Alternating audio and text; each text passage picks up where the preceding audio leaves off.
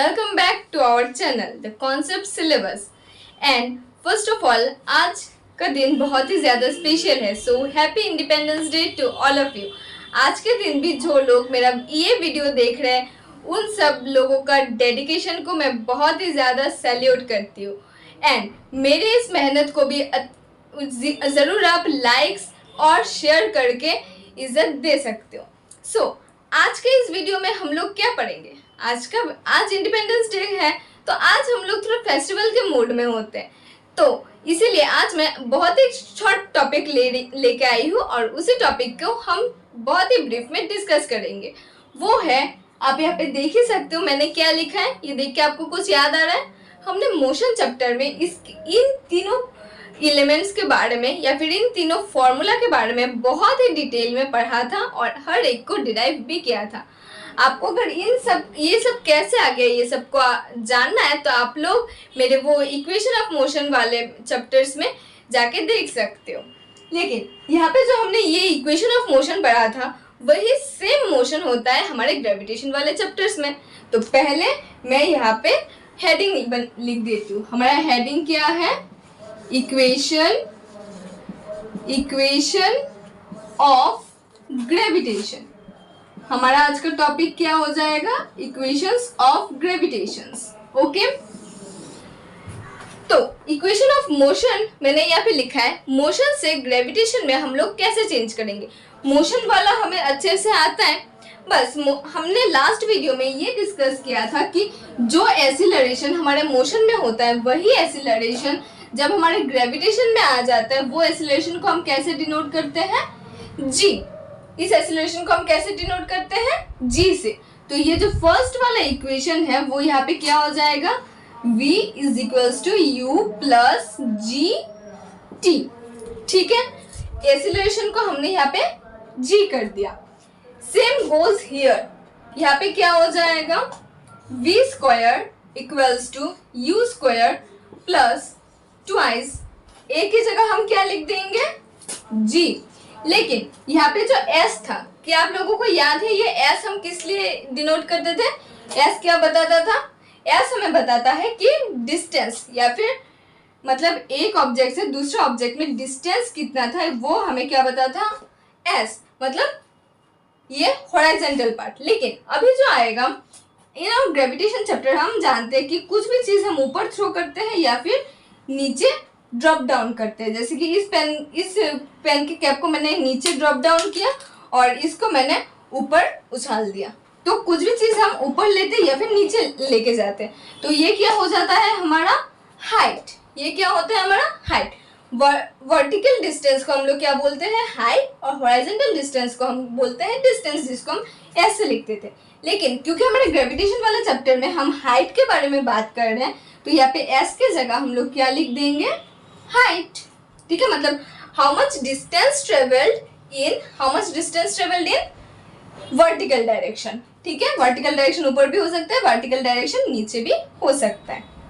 ठीक है, तो इसी तरह इस फॉर्मूला में भी हम क्या क्या चेंजेस कर सकते हैं? s की जगह हम क्या लिख देंगे? h इक्वल्स टू ut तो सेम ही रहेगा प्लस हाफ. अभी a है, a की जगह क्या आ जाएगा? g. a की जगह क्या आ जाएगा? g. और t स्क्वायर की जगह t स्क्वायर हमारा रह जाएगा. क्या आपको यहाँ पे दिख रहा है? Yes, it is visible. तो अगर ये विजिबल है तो आपको यहाँ पे और यहाँ पे इन दोनों जगह पे आराम से क्लियर है सब कुछ. ये हो गया हमारा इक्वेशन ऑफ मोशन वाला पार्ट और ये वाला पार्ट क्या हो गया? हमारा ग्रेविटेशन वाला पार्ट. ठीक है, ये किसका पार्ट हो गया? मोशन का फॉर्मूला. मोशन के फॉर्मूले में ही ये कुछ चेंजेस करके हम लोगों ने ग्रेविटेशन वाला फॉर्मूला डिराइव कर लिया. ठीक है, अगर किसी को मोशन वाला पार्ट बहुत ही अच्छे से आता है तो ग्रेविटेशन उसके लिए कुछ भी नहीं है.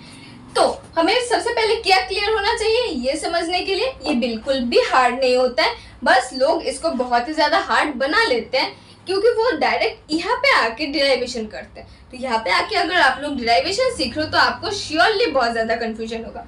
ये फॉर्मूला मैंने यहाँ से डायरेक्टली लिख लिया, बहुत ही इजी था, सेम टू सेम था।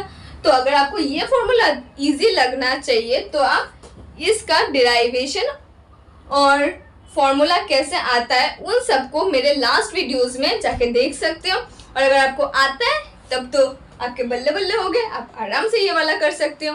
तो क्या इस वीडियो में बस इक्वेशन ऑफ मोशन से होगा? मैंने तो यहाँ पे कुछ किया ही नहीं, ए को जी बना दिया, एस को एच बना दिया, खत्म मेरा काम। नहीं, यहाँ पे मैं और एक कंसेप्ट और एक छोटा सा कंसेप्ट भी आप लोगों को दे रही हूँ। वो कंसेप्ट ये है कि हम लोग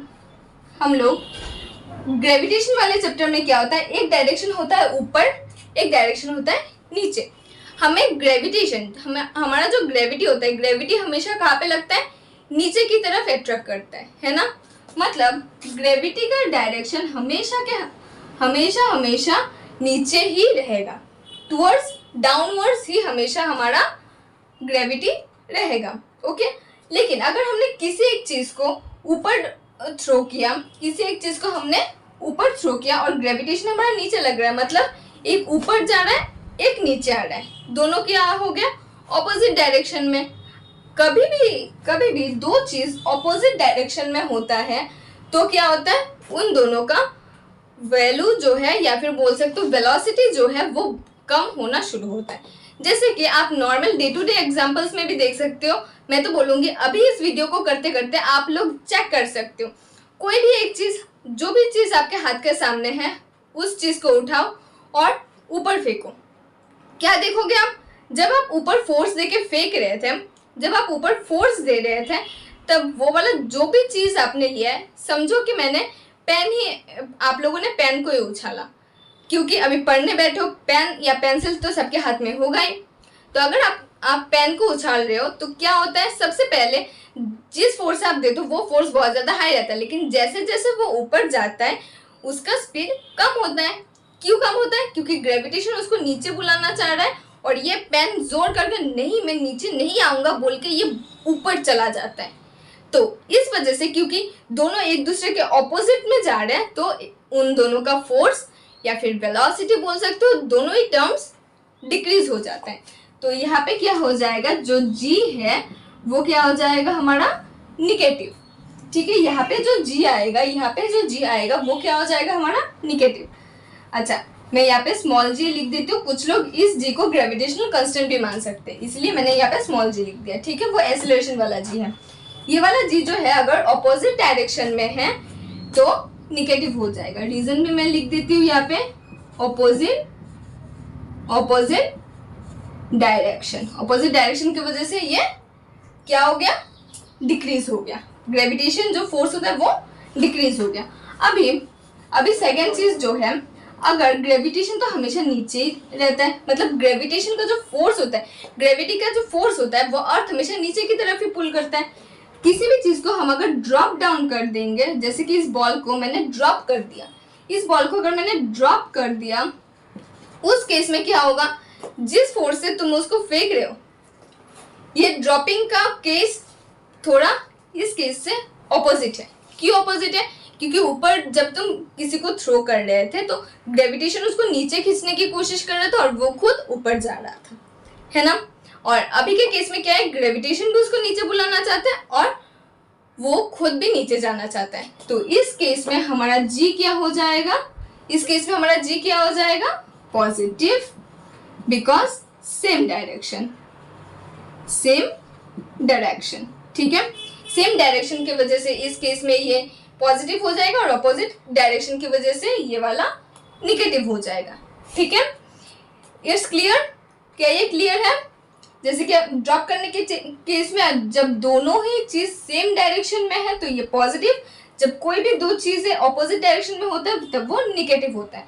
जैसे आप एक एग्जांपल ले सकते हो, आपको अभी घूमने जाना है, आपको अभी कहीं पे अपने दोस्तों के साथ घूमने जाना है, तो घूमने जा रहे हो आप और क्या कर रहे हो? आप गए आपके पापा से परमिशन लेने। पापा ने बोला नहीं, बिल्कुल नहीं जा सकते हो आप जाना चाहते हो, पापा तुम्हें फोर्स कर रहे कि आप तुम मत जाओ, मतलब तुम दोनों क्या कर रहे हो? ऑपोजिट डायरेक्शन में जा रहे हो। तो तब तुम्हें घर से बाहर निकलने में थोड़ा टाइम लगेगा, थोड़ा टाइम लगेगा और आप क्या हो जाओगे, स्लो हो जाओगे। That means it's a negative response. जब दोनों अलग अलग डायरेक्शन में अलग अलग बात कर रहे होंगे तब आपका ये जो डायरेक्शन है वो नेगेटिव आएगा।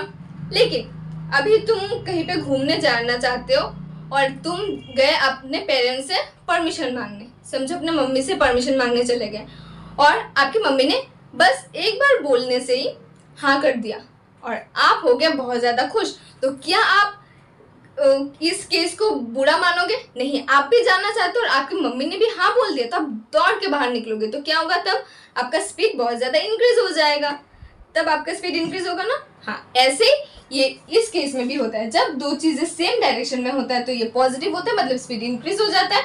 जब ये ऑपोजिट डायरेक्शन में है तो ये निगेटिव होता है, क्योंकि स्पीड यहाँ पे डिक्रीज हो रहा होता है। ओके, लेकिन ये जब ऊपर जाते जाते जाते जाते टॉप में जाएगा तो इसका जो फाइनल वेलोसिटी है, फाइनल वेलोसिटी इसका होगा 0।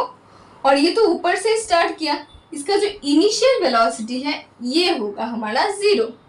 ठीक है, क्योंकि यहाँ पे जब हम किसी भी एक चीज को ड्रॉप कर रहे हैं, जब हम ड्रॉप कर रहे थे, क्या नहीं कर रहे होंगे, तो फर्स्ट पोजीशन में वो रेस्ट में था, रेस्ट से हम इसको फोर्स देंगे। तो पहले जब वो रेस्ट में था तो इसकी स्पीड कुछ भी नहीं था, जब कुछ नहीं था तो इनिशियल स्पीड उसका 0 था। और जब ये पूरा ऊपर चला गया था, ऊपर जाकर उसका जब वेलोसिटी खत्म हो गया, 0 हो गया, तभी वो नीचे आएगा। जब उसका स्पीड ऊपर जाने के बाद खत्म हो जाता है तभी वो नीचे आता है। ठीक है, तो ये था हमारा 4 केस जो हमें आज के दिन पढ़ना था।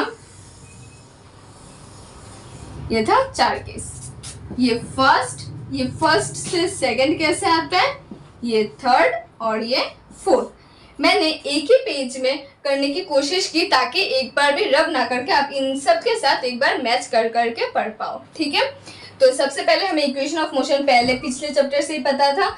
इसी इक्वेशन ऑफ मोशन में एक्सीलरेशन को हम जी बोलते हैं और डिस्टेंस को हम एज बोलते हैं, क्योंकि वो हाइट हम लोग मेजर करते हैं। ये क्या होता है, हाइट हम लोग मेजर करते हैं, तो इसमें क्या हो जाता है, एज। इसके बारे में खत्म सब कुछ।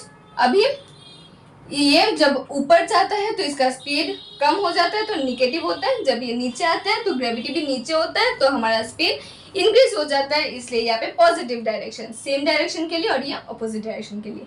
जब हम ड्रॉप डाउन करते हैं तो ड्रॉप करने से पहले इसका स्पीड कुछ भी नहीं था, इसलिए इनिशियल स्पीड इसका 0 है। और यहाँ पे जब हम लोग ऊपर थ्रो करते हैं तो ऊपर जब उसका वेलोसिटी पूरा 0 हो जाता है, मतलब फाइनल वेलोसिटी 0 हो जाता है, तभी वो नीचे घूम के आता है। तो इसी वजह से v इक्वल्स टू 0, यहाँ पे v इक्वल्स टू 0 और यहाँ पे u इक्वल्स टू 0। u मतलब इनिशियल वेलोसिटी एंड v मतलब फाइनल वेलोसिटी। That's clear. अभी अगर आप लोगों को चाहिए तो इस पेज का एक स्क्रीनशॉट ले सकते हो और मैं हर एक टर्म्स का एक बार लिख दूँ कि हर एक टर्म्स का मीनिंग क्या है, चाहिए आप लोगों को? अच्छा ठीक है, मैं यहाँ पे लिख देती हूँ। ये v क्या बोलता है, final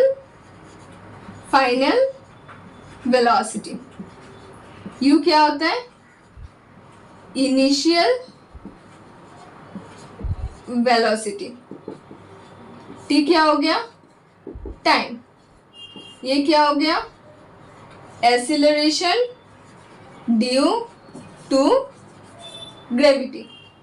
okay, v for final velocity, initial velocity, acceleration due to gravity, acceleration due to gravity. Time, यहाँ पे भी t फॉर टाइम, यहाँ पे भी t फॉर टाइम होता है। बस एज का मीनिंग नहीं लिखा। एज क्या होता है हमारा, हाइट।